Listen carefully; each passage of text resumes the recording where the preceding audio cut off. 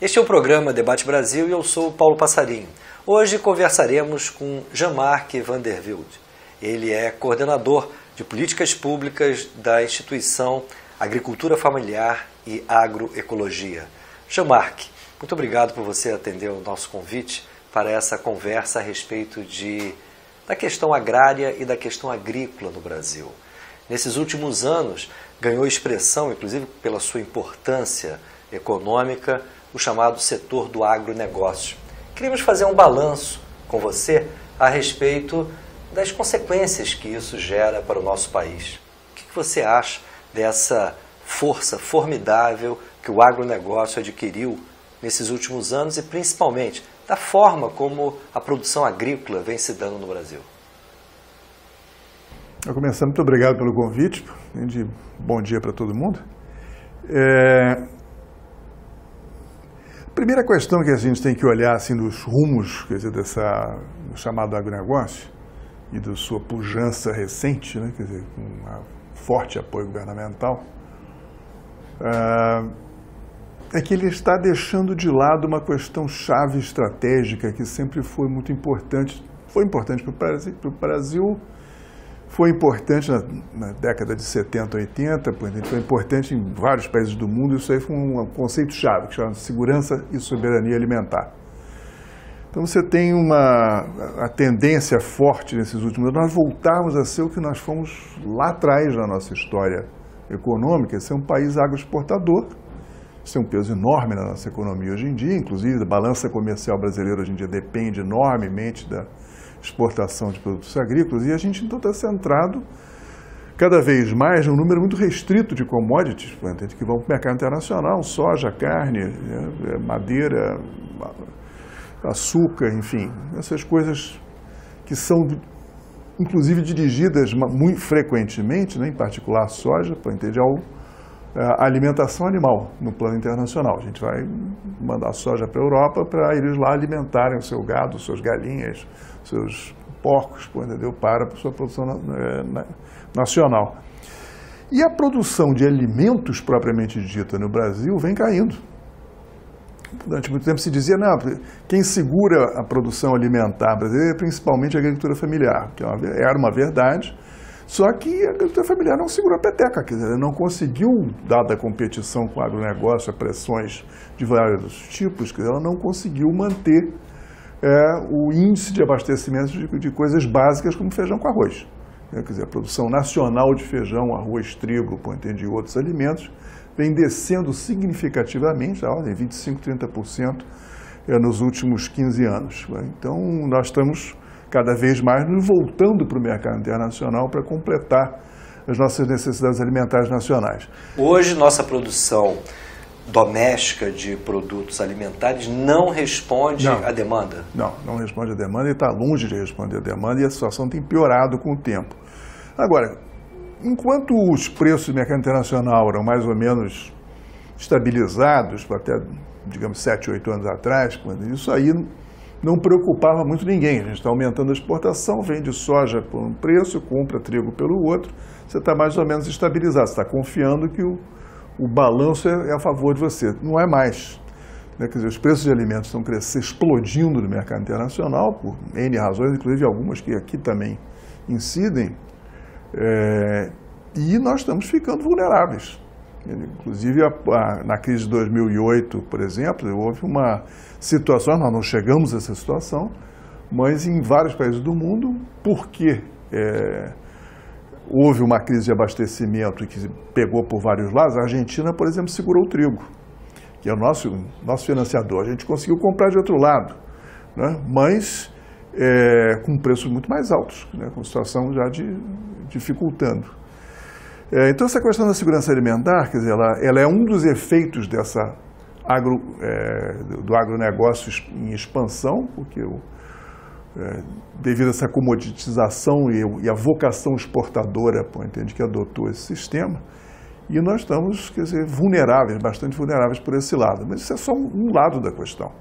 Quer dizer, o outro lado da questão é que você tem uma agricultura, a agricultura do agronegócio é a agricultura de preços crescentes e praticamente insustentável no longo prazo. Nem tão longo prazo, médio prazo, já torna-se uma coisa extremamente difícil de ser sustentada. Depende de preço, por exemplo, já está atrelada ao preço do petróleo, por vários lados, né? Desde a necessidade de mover máquinas, mover carros, mover tratores, etc. e tal, que tem um custo específico de combustível, mas também tem na produção de adubos químicos, na produção de agrotóxicos, e no própria cadeia produtiva de transformação, etc., etc., até colocação no mercado e na mesa do consumidor. Então, esses custos são custos explosivos, quer dizer, o petróleo a gente está vendo, ele tende, por razões, de um lado, de esgotamento das fontes mais baratas de petróleo, que são aqueles grandes poços da Arábia Saudita, não sei o que, estão chegando no seu limite, e hoje em dia o que está se conseguindo manter como expansão de oferta de petróleo é um petróleo caro, é o nosso pré-sal. Ou o petróleo do Mar do Norte, de alta profundidade, ou o shale gas, dos Estados Unidos agora, que é a última alternativa dos americanos. Então uma perspectiva, quer dizer, não só de você ter uma tendência crescente de preço, mas inclusive uma tendência com fortes oscilações, porque é uma politização muito grande da questão da oferta de petróleo. Você tem alguns países-chave, Iraque, por exemplo, que é um país-chave na oferta de petróleo, que é um caos. Você não sabe se vai produzir, se não vai produzir, por quanto tempo consegue manter a produção, etc., etc. Então, você tem uma situação complicada por esse lado. E tem um lado, fosfatos, por exemplo, que já estão, as jazidas conhecidas no mundo estão em esgotamento. Então, você já está raspando o fundo do tacho, o preço de adubo não para de crescer no mundo todo. Então, é uma agricultura que depende fundamentalmente desse petróleo, gás, potássio, fosfato, para produzir, quer dizer, ela está muito vulnerável, né? Então, nós estamos diante de uma situação perigosa para o futuro, né? Do ponto de vista da agricultura e do abastecimento do Brasil em geral. E, sob o ponto de vista das consequências desse modelo para o nosso território, muitos apontam que esse modelo de produção é muito impactante em relação às nossas terras, em relação ao meio ambiente. Como é que você vê essa questão? E até mesmo aos nossos organismos. Com certeza. Na verdade, há uma crise internacional, quer dizer, em relação à questão de conservação de solo, né? Quer dizer, se considera que no mundo como um todo hoje, perto de 1/3 da totalidade das terras agricultáveis está com algum grau médio ou extremado de degradação, né? Sendo que uma porcentagem razoável, já em torno de 15%, não produz mais nada. Está degradado ao ponto que não consegue mais produzir. Então, isso também é outra coisa, estão diminuindo a disponibilidade de terra para produzir. Isso no Brasil se reproduz. O que também é um fator de encarecimento. Um fator de encarecimento, com certeza. Aqui também acontece, né, quando você tem sistemas produtivos em enorme escala, tipo Centro-Oeste, que você tem, às vezes, 50 mil hectares de terra contínua plantada com o mesmo produto e que era fieira de tratores enormes passando ali por meio, que você vê, né? Volta e meia aparece na televisão e é visto como uma coisa espetacular, positiva. Na verdade, é um tremendo do impacto negativo no solo, do ponto de vista de compactação de solo, do ponto de vista de pulverização da camada superficial, enfim, tem toda uma série de fatores, seria muito técnico falar sobre o assunto, mas há um processo de degradação pesado. Isso na parte de manejo, na parte de uso de adubo químico e de agrotóxico, acaba provocando uma acidulação do solo, que também é um problema grave. Na verdade, um dos efeitos mais pesados do sistema do agronegócio sobre o solo, mais até do que os problemas de erosão, dos problemas de compactação, é o problema da poluição química do solo. Isso envolve a contaminação da água. Que vai ter reflexo na contaminação da água, né, certamente. Quer dizer, no subsolo, água de superfície, água de escorrimento, pode ter todo tipo de coisa. Com efeitos, inclusive, no consumo humano, né? Em alguns lugares na Europa, já faz muitos anos que na França, por exemplo, em todo o centro da França está proibido o uso de certos tipos de adubo solúvel, porque as fontes de água estavam boçalmente poluídas, inclusive algumas águas, famosas águas minerais de Vichy, por exemplo, da França, estavam sendo contaminadas por por adubo nitrogenado. Então foi proibido o uso naquela região. Mas isso é uma situação complicada, porque é um sistema que depende do uso daquele adubo, você proíbe de usar, quer dizer, para não contaminar a água, você começa a ter um choque entre o modelo e a sua própria funcionalidade, né? Entre o modelo de produção e a sua própria funcionalidade. E aqui no Brasil não é diferente. Aqui o que é diferente é que a gente tem pouca informação estatística sobre isso. Procedem as denúncias de que nós permitimos a entrada no nosso território de substâncias agrotóxicas que são vedadas em outros países? Claro, pode ser. Procede, não só procede, é reconhecido oficialmente. Quer dizer, o governo admite isso porque, assim, legalmente no Brasil não está proibido. Pode estar proibido em outro lugar. Quer dizer, entende? Agora, se aqui está permitido, não tem por que não importar e usar. E aqui tem um conflito muito pesado na legislação sobre o uso de agrotóxicos aqui, e o pessoal de meio ambiente, o pessoal da saúde humana, Anvisa, IBAMA, né, diferentes organismos, sobre a liberação ou não liberação desses produtos e de outros, quer dizer, a revisão do uso de outros produtos que vão se gerando informações, quer dizer, de maior toxicidade, etc. É um jogo pesado, né? Para você ter uma ideia, eu não conheço, a não ser casos bastante raros no Brasil, nenhuma produção de remédio que seja isenta do uso isenta de impostos, quer dizer, subsidiada nesse sentido. Agrotóxico entendeu? Você pode usar agrotóxico, é barateado o uso, porque o governo faz uma renúncia fiscal. Certamente pelos interesses que o governo vê nesse setor econômico, como você muito bem lembrou, gera há uma pressão muito grande desse setor do agronegócio para facilitar ao máximo, e aliás, tem uma legislação em discussão exatamente para isso, para abrir, facilitar mais o uso, o registro de novos agrotóxicos, quer dizer, eliminar uma série de restrições que ainda tem, de análises que são exigidas sobre impactos, etc., para uma espécie de liberou geral. Isso está em curso. É um projeto do governo, a pressão do agronegócio, mas o governo é que está mandando o projeto para a Câmara. Agora, o agronegócio, na verdade, tem, isso é mais ou menos inevitável como postura ou em qualquer outro lugar, não é uma visão de muito curto prazo. Né? Eles preferem, quer dizer, assim, entrar naquela círculo vicioso de que você usa um agrotóxico, esse agrotóxico para de ter eficiência, você usa um mais pesado e amplia a quantidade de uso e vai entrando no ciclo e vai embora para a fuga para diante, que em algum momento isso aí viabiliza a produção. No entanto, há fórmulas que não são nem revolucionárias, nem agroecológicas por si só, que são bastante conservadoras, tipo o manejo integrado de pragas, que é uma coisa defendida pelo Banco Mundial, pela FAO, etc. e tal, que, por exemplo, no caso do arroz nas Filipinas, reduziu o uso de agrotóxicos a 10% do que era antes do começo do programa. Ou seja, algumas medidas que poderiam atenuar esses efeitos negativos deste modelo tecnológico de produção. Com certeza. Mas nem isso é utilizado hoje aqui no Brasil. Aqui, mais ou menos, nós estamos no processo da expansão quase que desregulada nessa direção. Outros países do mundo, que já passaram por isso antes, estão... Ao contrário, estão tentando segurar as pontas, procurar fórmulas menos a Europa em geral, né? Quer dizer, um esforço mais nessa direção de tentar frear esses impactos mais negativos, pondo muita pressão da sociedade, pondo em relação a problemas de saúde, problemas de meio ambiente. Estados Unidos menos, mas também tem, quer dizer, tem uma crescente preocupação com essas questões desse tipo de impacto. E a gente está meio no caminho oposto, tá? Assim, tem espaço, o país é grande, tem muita terra, uma espécie de espírito dos primeiros colonizadores, quer dizer, só que a realidade mudou em 500 anos, é o seguinte: pode destruir porque tem muito espaço, então você arrebenta com o solo, queima a floresta, vai para diante que tem muito, já não tem mais tanto. Talvez a região que mais tenha sofrido o impacto dessas mudanças tenha sido o Centro-Oeste. E muitos apontam que o Centro-Oeste é uma região estratégica, inclusive a preservação das nossas bacias hidrográficas.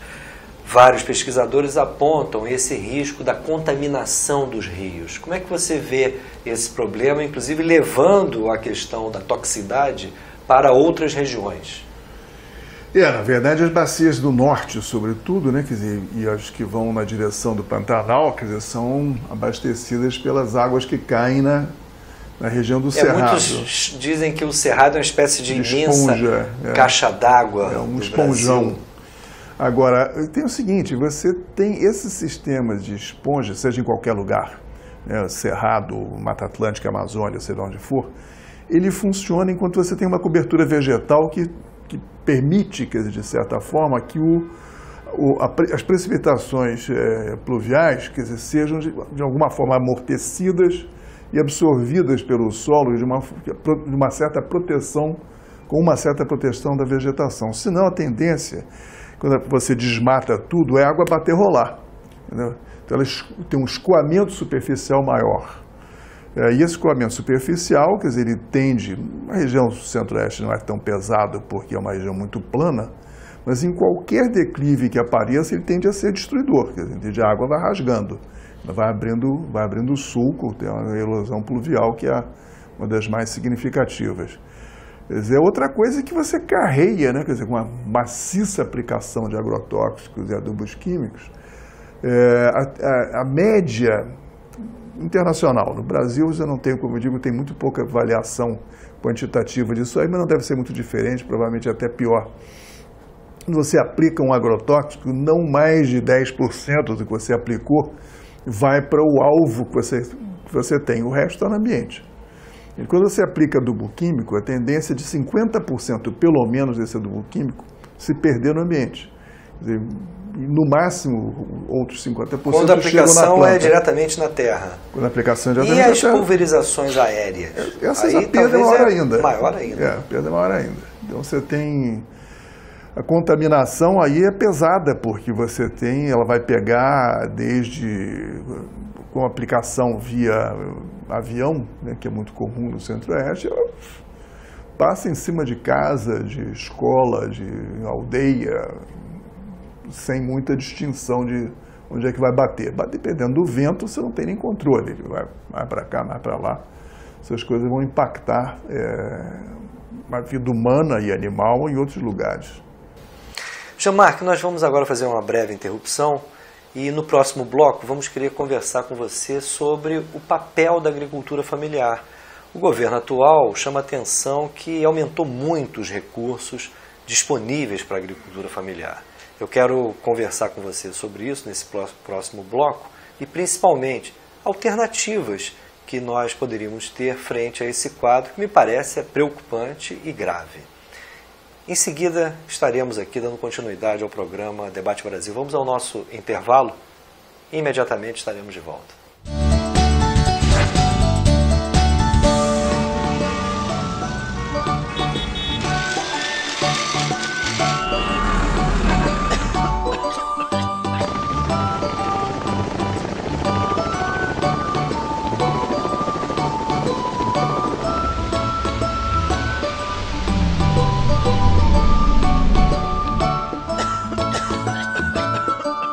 Talvez fosse bom pensar no amanhã utilizando melhor o nosso petróleo de hoje, antes que tudo isso acabe. O petróleo tem que ser nosso! Estamos de volta com o nosso programa Debate Brasil, hoje conversando com Jean-Marc Vandervelde. Jean-Marc, nós temos aí uma situação que você muito bem caracterizou no bloco anterior, a respeito dessa prevalência da chamada agricultura empresarial, o agrobusiness. Mas, ao mesmo tempo, o atual governo chama atenção que não somente ele, como o seu antecessor, o governo de Lula, apoiaram muito a agricultura familiar. Só que você nos ponderou que a agricultura familiar não tem dado conta de responder a uma demanda, principalmente por produtos alimentares que são consumidos internamente, que fazem parte da mesa do trabalhador brasileiro, o arroz, o feijão, a batata doce, a batata inglesa. Por que existe essa dificuldade hoje, considerando justamente esses recursos que têm sido aplicados pelos governos, pelos últimos governos, na área da agricultura familiar? Olha, são vários fatores, né? Na verdade, eu acho que quando saiu o próximo censo agropecuário, que é daqui a 2 anos, nós vamos ter provavelmente algumas surpresas em relação às estatísticas do mundo rural. Apesar do esforço que foi feito já desde o governo Fernando Henrique, aliás, desde o Itamar, quer dizer, para impulsar a reforma agrária, dar apoio à agricultura familiar, eu acho que nós tivemos uma situação que é muito pouco analisada a fundo.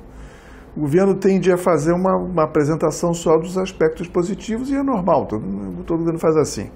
Então você tem quase 1 milhão de assentados, é um quarto, um pouco mais de um quarto, um pouco menos de um quarto do total da agricultura familiar brasileira de assentados da reforma agrária.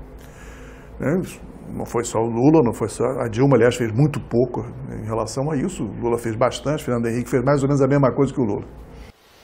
O Fernando Henrique fez a mesma coisa que o Lula? 60 mil em média por ano de assentados. Isso é a média de um governo e do outro. Não mudou muito. O da Dilma que caiu muito. Mas a questão é a seguinte, você pôs 1 milhão, mas quando você olha as estatísticas, não aparece 1 milhão a mais de agricultores familiares, porque sai muita gente. Então esse processo que entra por aqui e sai por ali, quer dizer, ele faz com que no fim das contas, entre um censo e o outro, você teve um aumento relativamente pequeno de agricultores familiares. E por que sai? Sai por muitas razões. Uma delas é que você tem uma pressão social, quer dizer, a agricultura ainda é o grande bolsão de pobreza do país, né? Norte, Nordeste, sobretudo. Então, as políticas voltadas para a agricultura familiar, quer dizer, para além da reforma agrária, elas não deram conta de enfrentar essa situação de pobreza e estabilizar essa massa agrícola no campo. Em parte, isso foi feito pela política social, né, tipo Bolsa Família, mas pouco do ponto de vista de inserção produtiva, né? Então você tem, de fato, uma quantidade. O fato de que os agricultores recebem esse micro-apoio alimentar, né, do Bolsa Família, Nordeste afora, Norte afora, sobretudo, é um fator digamos assim, de estabilização. Mas ele não abre uma expectativa de futuro, né, para essa gente. Isso é um paliativo. Então, o que acontece? Você continua com o processo migratório, sobretudo porque a economia, no seu conjunto, a oferta de emprego não rural aumentou, né? Então essa demanda continua puxando gente. Entendeu? Então, sobretudo, aí, esse aqui é o fenômeno mais grave dos últimos anos, são os jovens. Entendeu? A juventude sai do campo, você tem um envelhecimento pesado dentro da agricultura familiar. Então, no Sul é, sobretudo, a população feminina que sai, no Nordeste é a masculina que sai. Então, você tem uma masculinização do mundo rural no Sul, uma feminização do mundo rural no Nordeste, sobretudo no Norte. Eu não tenho uma ideia muito clara como é que isso opera. Então, você tem, de fato, essa questão de números, né? Quanto de agricultor familiar tem? Você tem, estatisticamente, um pouco mais do que tinha há 15, 20 anos atrás. Próximo censo, talvez, já indique uma reversão desses números. Tem um envelhecimento e você tem, sobretudo, as políticas de apoio à produção, que o governo teve realmente muitas, e eles jogaram, essa é digamos assim, quase que um paradigma da apresentação do governo. Mas assim, nós multiplicamos por 10 o crédito rural para a agricultura familiar.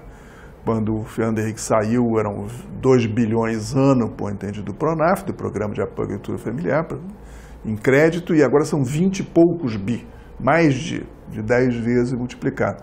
E eu costumo sempre perguntar assim, mas para quê? Entende? Qual foi o efeito disso? A distribuição de dinheiro em si, quer dizer, não implica num resultado positivo. Mas não era de se pressupor que justamente essa produção agrícola, familiar, tivesse um papel muito mais relevante a partir desses programas de incentivo? Teoricamente. Agora, o problema é o seguinte, quando você vai analisar qual foi o uso dado a esse crédito que pegou, e ele continua sendo um crédito que pega, depois de ter se democratizado num certo período, ele voltou a se concentrar muito na parcela mais rica da população rural e na região sul. Né? Teve um período, tem um ascenso e descenso. Você tem um período que você chegou a ter 2 bilhões de contratos, 2 milhões de contratos de crédito bem espalhados pelo país, muita coisa no Nordeste. Tal. É claro que os valores mais altos eram da agricultura do Sul, que é uma agricultura que tem mais recursos, mais pujante, tem agricultores mais ricos, etc. Mas a distribuição do número de crédito, de contratos, era mais equilibrada. Isso, com o tempo, sobretudo nos últimos anos, esses últimos 4 anos, ele foi se concentrando, foi aumentando a parcela de recurso tomado no Sul, e tomado pelos agricultores do Sul individualmente, foi ampliando o endividamento, e diminuindo no Nordeste e Norte. O número de contratos cai vertiginosamente. Hoje em dia tem mais ou menos 1 bilhão e pouco de contratos, que é pouco mais do que tinha no final do governo Fernando Henrique. Então, voltamos, embora a quantidade de dinheiro seja muito maior, o número de contratos não aumentou tanto. Quer dizer, no fim, né, aumentou e desceu. Agora, isso tem um significado do ponto de vista da produção em si, que é o seguinte: para que esse dinheiro foi usado? Que sempre foi a nossa pergunta. A produção da agricultura familiar. A agricultura familiar entrou no sistema de crédito, o governo facilitou enormemente o acesso a esse crédito, não só por subsídio, mas como facilidade do ponto de vista operacional. Os bancos passaram a quase que distribuir dinheiro a rodo, quer dizer, então facilitou muito o acesso. Mas o uso ele continua sendo voltado a uma espécie de o que se chama, inclusive na linguagem dos movimentos sociais do campo, o agronegocinho. Você usa o mesmo modelo do agronegócio, da agricultura empresarial, você usa o modelo produtivo, você usa na agricultura familiar, numa escala pequena. Então é agrotóxico, adubo químico, semente de empresa, tratorização, né, o que significa frequentemente um choque entre o potencial econômico do uso dessa técnica numa escala pequena, ela é bolada para funcionar numa escala maior, sobretudo a mecanização. Você acaba fazendo uma sobremecanização que tem custo para o agricultor. Então você tem um endividamento enorme da agricultura familiar, que não existia no passado, até porque ela não tinha muito acesso ao crédito. Hoje em dia você tem muita dívida da agricultura familiar. Os números são de difícil precisão, o governo não solta essa informação, eu não consegui até hoje saber exatamente quantos são os agricultores que estão endividados. A informação fundamentalmente diz assim: inadimplentes são X, 5%, 6%, que já é um número alto, estatisticamente, do ponto de vista do sistema bancário, a inadimplência tolerável é 3%. Mas aparentemente não é tanta gente, né? Mas o endividamento que não chega a ser classificado como inadimplência é muito alto. Esse é muito alto. Esse vai a 20%, vai a 25%. Há uns 4 anos atrás, eu de lá para cá não conseguia atualizar esses números, eram 26 bilhões que devia a agricultura familiar. Eles calculavam que tinham uns 6 a 7 bilhões de recursos impagáveis.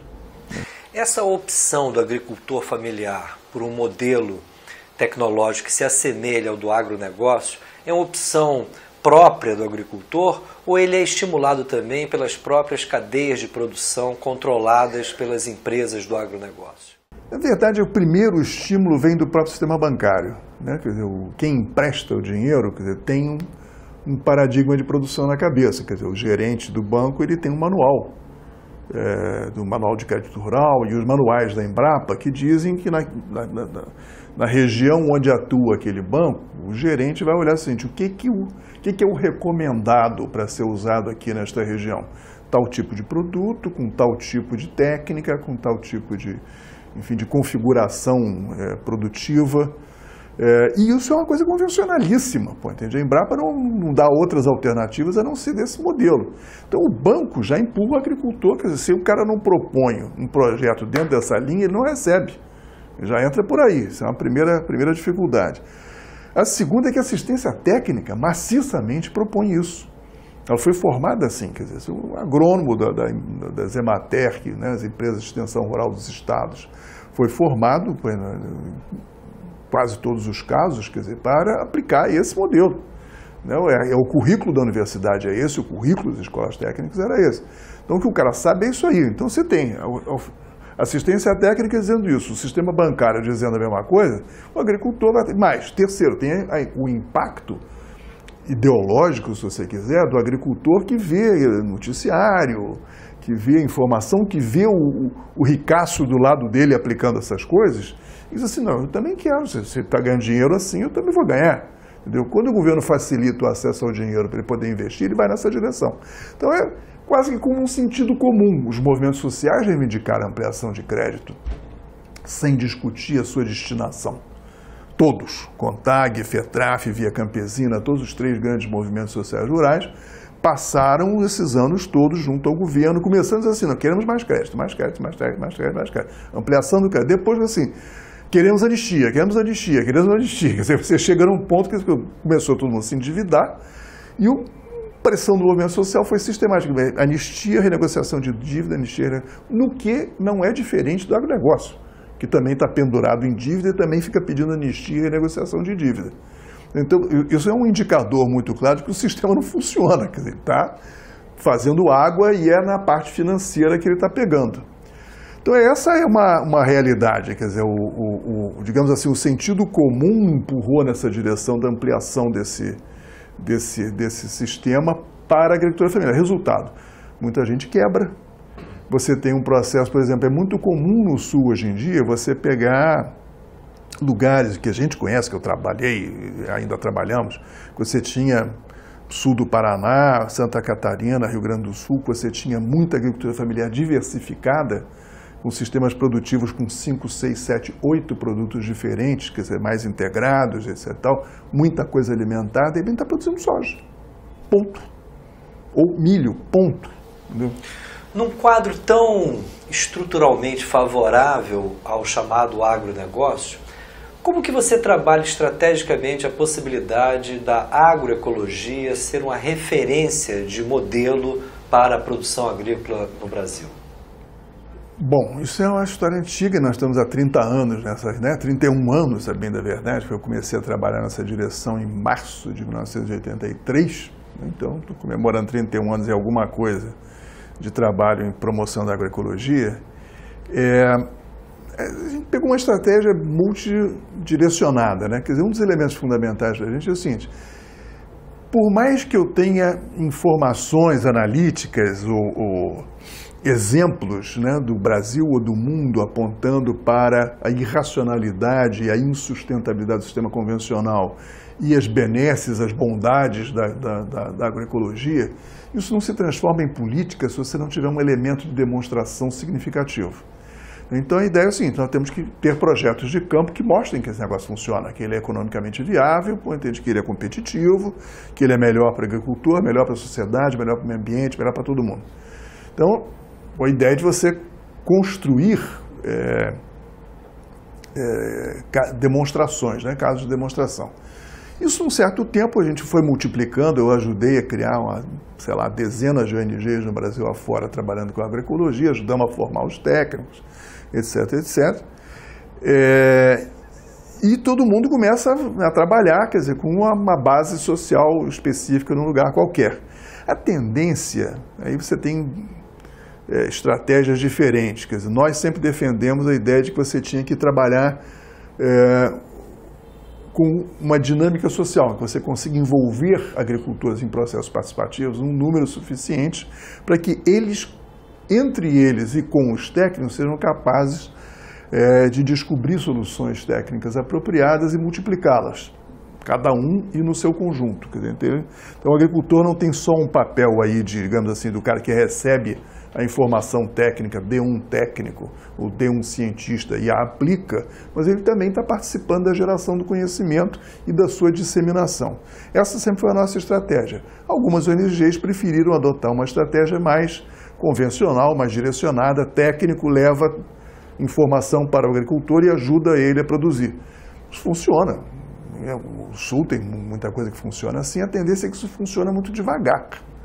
Você tem digamos, a velocidade de multiplicação desses agricultores envolvidos nessa produção é muito pequena. Então você tem baixa densidade digamos assim, de demonstração. Essa história da densidade foi uma coisa que eu venho brigando há muitos anos, quer dizer, e continuo brigando. Assim, não basta você ter, digamos assim, sei lá, o teu número ser muito grande. Se ele está muito esparramado, quer dizer, a capacidade de demonstração diminui, ela se dilui também.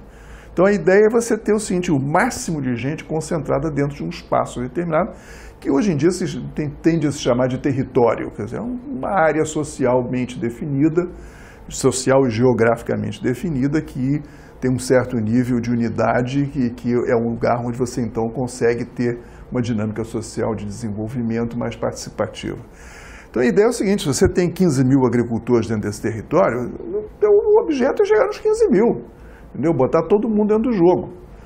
E frequentemente, por pressões variadas, de financiamento, do tipo de recurso que as entidades de apoio recebem, a tendência é você ir correndo atrás daqueles que mais facilmente adotam o que você propôs.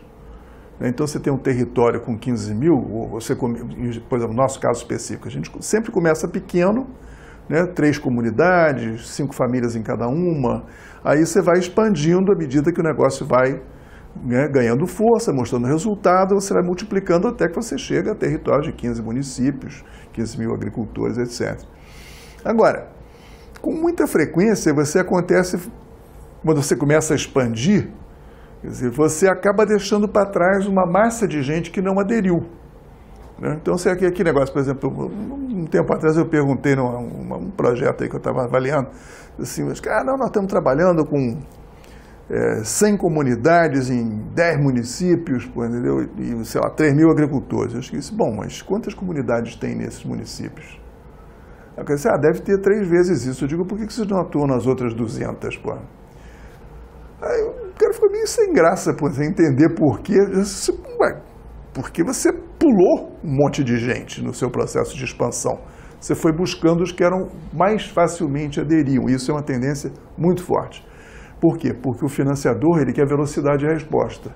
Né? Então, ele quer mais gente, mais resultado, etc. E tal. Hoje em dia nós estamos debaixo de uma pressão de aumento de escala pelos recursos governamentais para assistência técnica, porque o governo não financia nenhum projeto com menos de 500 agricultores. Então você está, muito ONG que está habituado a lidar com 100 a 120, de repente é obrigado a jogar 500 ou não recebe dinheiro. Mas isso não facilitaria a produção agroecológica? Um dos grandes problemas não é justamente a escala? Facilita se você... O negócio é o seguinte, depende do timing, de como é que a coisa evolui. Pô. Jean-Marc, vamos deixar essa resposta para o próximo bloco, onde a gente vai discutir não somente a questão da viabilidade econômica, mas especialmente como que você vê a viabilidade política de um modelo agrícola alternativo no Brasil. Dentro de segundos estaremos de volta com a continuidade do programa Debate Brasil, hoje entrevistando Jean-Marc Vandervelde.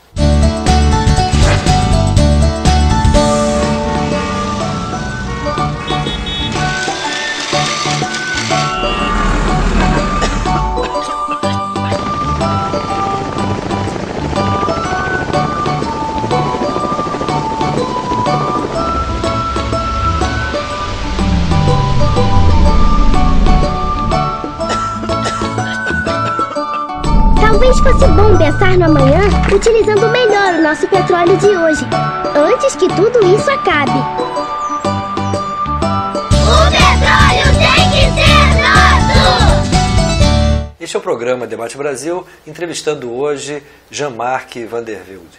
Jean-Marc, no último bloco, eu lhe perguntava a respeito da viabilidade da agroecologia, da agricultura familiar, portadora de um novo modo de produção e, principalmente, queria conversar com você a respeito da viabilidade econômica. Muitos afirmam que não há dúvida que a agroecologia será capaz de nos produzir alimentos mais saudáveis, mas ponderam que é um custo muito elevado e isso inviabiliza, na verdade, a generalização do consumo desses produtos. Procede esse tipo de observação?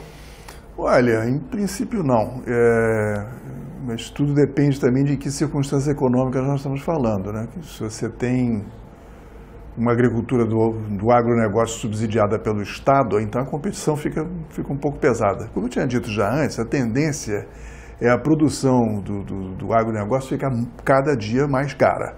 Enquanto ela encarece, a produção da agroecologia ela torna-se cada vez mais competitiva. Ela já é competitiva nas condições atuais. Mas tem alguns nós para serem desatados. Ela já é competitiva, inclusive do ponto de vista da produtividade? Da produtividade, tranquilamente. Inclusive você pode dar exemplos disso? Claro, você pega a produção de feijão no sul, por exemplo, feijão agroecológico na nossa área de trabalho lá no Paraná, você está tirando 3.000 quilos por hectare, 3.200 quilos por hectare, convencional, dificilmente a média da região não passa de 2.500 no sistema convencional. Agora, é mais intensivo em mão de obra, entendeu? Então tudo isso são coisas que você tem que balancear no custo e na própria viabilidade. Um sistema agroecológico, na verdade, ele tem, essa é a coisa, ele precisa de gente. Quer dizer, ele não é um sistema que possa funcionar, digamos, em enormes extensões, com imensos maquinários, substituindo a mão de obra propriamente dita. O latifúndio, nesse sentido, é um inimigo da agroecologia. Concretamente. Quer dizer, e, evidentemente, não haverá, quer dizer, sustentabilidade no futuro, quer dizer, com esse tipo de situação, quer dizer, de imensas monoculturas, que elas são justamente insustentáveis no ponto de vista técnico, econômico, ambiental, etc, etc. Agora, para isso você tem que ter agricultura familiar, quer dizer, capaz de ocupar esses espaços. Se você vai esvaziando o campo, quer dizer, chega no momento em que a crise pegar, quer dizer, você vai ter que reinventar uma agricultura. Vai ser muito mais complicado. Reinventar agricultores, inclusive. Agricultores. Isso tem exemplos da história disso aí, recentes, inclusive interessantes, que a Cuba, por exemplo, é um exemplo ótimo. A Revolução Cubana, a gente tomou as terras e fez propriedades coletivas. Tem uma fração residual de agricultura familiar que continua existindo. 10% da área cultivada em Cuba. Quando estourou a crise do fim da União Soviética, a agricultura cubana desabou, porque ela dependia de tudo. Do sistema, era uma agricultura convencional, grande escala, monocultura, só que era propriedade estatal. Em vez de ser propriedade privada capitalista, era propriedade estatal. Mas com a mesma técnica, monocultura, grande escala, maquinária, Quando estourou a crise internacional, que o leste europeu e a União Soviética não comprava mais os produtos cubanos, não subsidiava mais o petróleo, não subsidiava mais agrotóxicos e adubo químico para os cubanos, ora, a agricultura deles inviabilizou-se. Inviabilizou-se assim, pum, um dia para a noite. E eles se tocaram, aos poucos, eu fui 2 ou 3 vezes a Cuba nesse período, que eles diziam assim, bom, a gente tem que produzir sem esses produtos e sem essa maquinária. Como é que a gente faz? Aí começaram a olhar para a agricultura familiar. A agricultura familiar em Cuba cresceu aceleradamente e fundamentalmente baseada em agroecologia, até porque não tinha produtos convencionais disponíveis no mercado, por falta de recursos do próprio Estado para importar. E eles tiveram que, de repente, dizer assim, bom, essas grandes propriedades estatais, o que a gente faz? Porque a monocultura não dá para fazer. Eles transformaram tudo, fizeram uma outra reforma agrária e distribuíram terra para produtores individuais, organizados em cooperativas, tudo bem, isso aqui está ainda com grau de centralização relativamente forte, afinal de contas é um Estado centralizador, mas tiveram que botar os caras. Quem são esses caras, porra? Eu conversava com os neo-agricultores, eram todos acadêmicos. Era um engenheiro agrônomo, o biólogo, o florestal, o veterinário, todo mundo virou agricultor, por quê? Ou isso não tem emprego. Então o Estado facilitou muito, a conversão. Mas não é uma conversão fácil. O cara que ele aprendeu na universidade não tem a ver com agroecologia. Então os caras ficam batendo cabeça para reconstruir e com muitas dificuldades. Isso com o Estado centralizador jogando todo o poder do Estado para apoiar. Agora imagina isso numa situação de mercado livre que rola como puder. Tem um cálculo nos Estados Unidos que diz o seguinte, que é um cientista americano, que eu esqueci o nome, que diz assim, para substituir o agronegócio americano e você conseguir produzir em termos agroecológicos, você precisa ter 40 milhões de agricultores nos Estados Unidos. Hoje em dia tem 4, ou menos de 4, 3,5. Significa que quando a crise explodir, você precisa criar 40 milhões de neocamponeses, que é coisa dificílima de fazer. E aqui no Brasil talvez a gente não esteja muito distante disso. Na verdade a gente está melhor porque a proporção, né, de números é um pouco mais facilitada no nosso caso, mas inclusive eu acho que o cálculo desse americano ele está mais preso, é uma discussão mais longa, eu acho que o meu cálculo do Brasil é 15 milhões. Para simplificar, eu acho que a gente precisaria para de qualquer maneira, nós deveríamos conceber uma migração das cidades para o campo, um retorno. E, na verdade, até uns anos atrás era um retorno, né? O agricultor que migrou que poderia voltar. Hoje em dia, quer dizer, o tempo vai passando, os sujeitos, né, as gerações vão ficando cada vez mais urbanas, né? O sujeito que hoje em dia vai perdendo raízes. Vai perdendo raízes. O sujeito vai perdendo conhecimento, que é uma coisa importante nessa história. Perdendo o conhecimento acumulado do ambiente, da agricultura, do solo, entendeu? Das plantas, etc, etc. Então você tem que criar um novo agricultor. Me parece que para uma transição dessa natureza o papel do Estado é fundamental. Nós já vimos aqui que nos últimos anos, do ponto de vista financeiro, de incentivos, houve avanço em relação à agricultura familiar. Mas, do ponto de vista técnico, nós temos uma empresa que é considerada uma instituição de excelência, que é a Embrapa.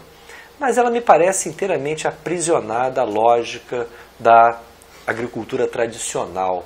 Como é que você vê o papel da Embrapa num processo de mudança? A Embrapa não escapa, quer dizer, ao paradigma do agronegócio, porque ela foi criada dentro desse paradigma, né? Você pega quando ela foi formada nos anos 70, né, no tempo da ditadura, quer dizer, houve um processo maciço de formação de cientistas, no exterior, inclusive, mandaram muita gente para os Estados Unidos, para entender os caras. O que os caras aprenderam isso mesmo, quer dizer, como é que você desenvolve o sistema convencional, o sistema do agronegócio, como é que você pesquisa aquela coisa bem direcionada, quanto eu ponho a mais de agrotóxico aqui para controlar esse ou aquele bichinho, quanto mais de adubo químico para essa planta melhorar, assim, assado. Essa é a ciência que a gente desenvolveu bem, desenvolveu muito bem, quer dizer, tanto é que a adaptação do sistema revolucionou o cerrado. A adaptação do modelo do agronegócio que foi desenvolvido nos Estados Unidos e na Europa para o Brasil, a Embrapa fez muito bem, entendeu? Muito competentemente. Agora estamos diante de um novo desafio. Hoje em dia você tem, no tempo ainda do governo Lula, no segundo governo Lula, depois de um longo processo de maturação e debate interno na Embrapa, teve um documento que chamava-se o Marco Referencial da Pesquisa em Agroecologia na Embrapa, assinado por 400 pesquisadores. Foi um sucesso, do ponto de vista do que significou a discussão de um novo paradigma de pesquisa, novos resultados, etc. Mas a instituição é impermeável até agora. Do ponto de vista de que a gente esperava depois desse negócio é que fosse fluir mais recurso para essa área, e não flui. Continua rolando, dinheiro vai para pesquisa de biotecnologia, entendeu? De outras coisas, mas nessa área flui pouquíssimo. E mais, tem uma outra componente muito difícil de mexer, que é o seguinte: uma pesquisa em agroecologia é uma pesquisa mais, em geral, com processos mais longos, processos mais diversificados, são menos reconhecidos do ponto de vista científico, quer dizer, portanto, um cara que se mete nisso, e tem exemplos aqui na Embrapa aqui do quilômetro 47, Embrapa Agricultura Biológica, em que o sujeito trabalha num monte de coisas interessantes, mas ele publica relativamente pouco. Porque o sistema convencional permite você fazer um sistema mais simples, quer dizer, de constatação, verificação, pumba, publicou. Em geral, quando pesquisa em agroecologia, é uma pesquisa multifator, que são pesquisas mais complexas, mais longas, etc, etc. Então, o resultado é o quê? Quem está ligado na pesquisa na agroecologia, por publicar menos, ele é prejudicado na carreira. Porque o processo de aferição de avanço é quanto você publicou. Entendeu? Você publica menos, você fica para trás. Então, é um grande desestímulo a qualquer pesquisa em agroecologia. Segundo, a gente sabe que as pesquisas em agroecologia funcionam melhor quando elas estão integradas com a pesquisa dos próprios agricultores, com pesquisa de processos participativos e interativos entre ciência e conhecimento empírico da agricultura. E isso a Embrapa faz com imensa dificuldade. A gente não está no DNA da empresa para entender esse tipo de relação mais direta. Acontece aqui e ali, a gente tem feito trabalho com pesquisadores, mas é muito mais uma relação com indivíduos que uma relação com a instituição. Agora, do ponto de vista resultados e de produtividade e economicidade, Os dados internacionais hoje em dia, quer dizer, e os que a gente tem no Brasil, né, embora menos pesquisados do que em outros lugares, são mais do que claros nesse sentido. Você pega a pesquisa, como foi feita uns anos atrás, sobre a produção científica em agronomia no mundo, que é um relatório chamado IAASTD, que é na verdade, um pool de cientistas do mundo inteiro, centenas deles pesquisando, né, o que a agronomia tem a oferecer, né, do ponto de vista sobre os diferentes aspectos, quer dizer, para a questão ambiental, para a questão da alimentação humana, etc, etc. E a conclusão do IASTD é o seguinte: a agroecologia é a solução do futuro. Ponto. Quer dizer, os caras estão assim, e mostrando exemplos aqui e ali. Esse negócio deu um pau medonho, porque tinha empresas participando dessa pesquisa, as empresas se retiraram, empresas de biotecnologia, Monsanto, não sei o que e tal, porque os caras questionando, olha, vocês não estão oferecendo nada do ponto de vista da resolução dos problemas do futuro da humanidade, do ponto de vista agrícola. Tem pesquisas da FAO, tem pesquisas das universidades inglesas, várias, a Universidade de Michigan. Isso é uma constatação de que você já tem condições de competitividade significativas. Onde é que a coisa pega, a meu ver, de uma forma maior? Não é na produtividade estrito sensu e na economicidade de uma propriedade, é o pós-porteira. Quando você tem, quando você vai analisar, e a gente fez isso no Paraná e Santa Catarina várias vezes, e na Paraíba, você compara uma propriedade convencional com uma propriedade agroecológica, produto por produto, custo por custo, custo menor, você tem vantagens de todo lado. Na hora que joga no mercado... Nas esferas da distribuição e da comercialização. A esfera da distribuição que pega, por várias razões. A primeira é que, para você, um sistema agroecológico, e aí tem uma discussão mais longa, mas vou fazer bem sintética, ele é um sistema diversificado. Ele só funciona como sistema diversificado. Então, você tem vários produtos, alguns de consumo da propriedade, alguns de venda. Mas você não tem um produto só, você tem uma porrada de produtos. 5, 6, varia de acordo com a região, com o potencial de cada lugar, etc. Então, o agricultor, na verdade, ao ter vários produtos, por um lado, ele tem uma proteção, porque você está jogando com mercados diferenciados, ele pode perder num, ganhar no outro, mas do ponto de vista de todo o trabalho de comercialização da distribuição, empaquetamento, transporte, não sei o que e tal, você tem um aumento de custo. Seria menor se você tivesse uma densidade maior, por isso que eu vinha defendendo a história da densidade maior de agricultores próximos, porque aí você aglutina a produção, as pequenas produções diversificadas de cada um, e você gera uma oferta um pacote de oferta mais pesado, quer dizer, mais fácil, mas um custo menor de transporte, custo menor de Seria quanto maior a proximidade entre os locais de produção e os locais de consumo, essas questões poderiam ser resolvidas.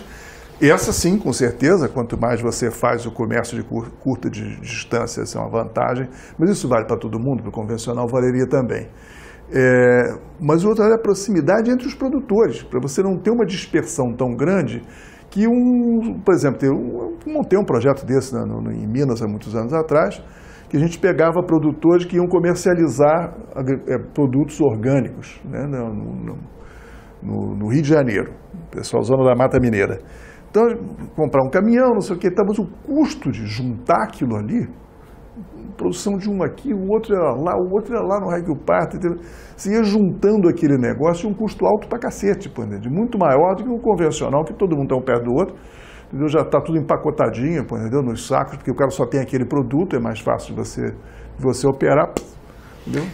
Ô, Jean-Marc, essa necessária transição, me parece, que você nos deixa de maneira muito clara e didática como exigência, a transição da agricultura tradicional para uma agricultura de outro tipo, a chamada agroecologia, me parece essencial. Mas sem o apoio do Estado, me parece que isso não será viável. Como que você vê esse debate neste momento em que, no Brasil, estamos no processo eleitoral de escolha de um novo presidente? Te dá esperanças? Não muitas. Na verdade, a complicação é o seguinte, você pode dizer que nesse governo, no governo Lula, governo Dilma, houve uma série de movimentos na direção de apoiar a agroecologia. O Estado tentou, sobretudo o Ministério do Desenvolvimento Agrário, o Ministério do Meio Ambiente, Desenvolvimento Social, sobretudo esses três, criar políticas que favorecessem a produção agroecológica.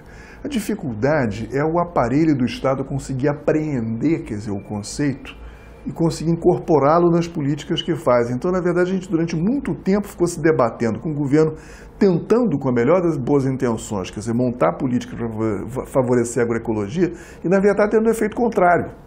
Em vez de ajudar, atrapalhava a planeta. Então, isso custou muito. A gente conseguiu resolver uma dessas políticas, que é a política de assistência técnica e extensão rural, depois de uma conferência nacional que o governo participou, com uma série, inclusive, de enfrentamentos, onde, eu continuo repetindo, não é porque você tenha nem má vontade, nem uma posição contrária, não sei o que, então, é uma dificuldade do Estado lidar com isso, né? Com conceitos novos, a dificuldade do Estado de lidar com uma coisa que você tem, assim, insisto muito nisso, o processo de crescimento da agroecologia, se ela funcionar bem, ela é uma exponencial, mas ela não começa assim, ela começa assim, entendeu?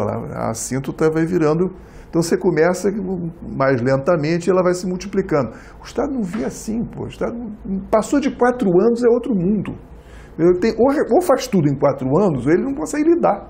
Então ele começa a jogar fatores de aceleração artificial que dificilmente funcionam corretamente. Então a gente ainda está diante, hoje em dia tem um plano nacional de agroecologia que o presidente Dilma assinou e agora está sendo discutido como é que ele vai ser operacionalizado, como é que ele vai entrar no PPA no ano que vem, por exemplo, no plano plurianual de governo no ano que vem.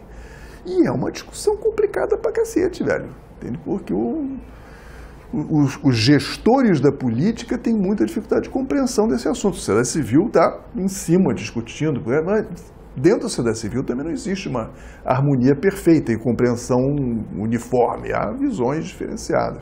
Então é um processo complexo, acho que vai durar muito tempo.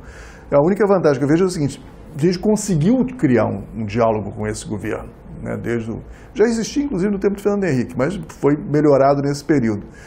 Minhas dúvidas é se sai esse governo, quer dizer, onde é que vai parar esse diálogo, pô, né?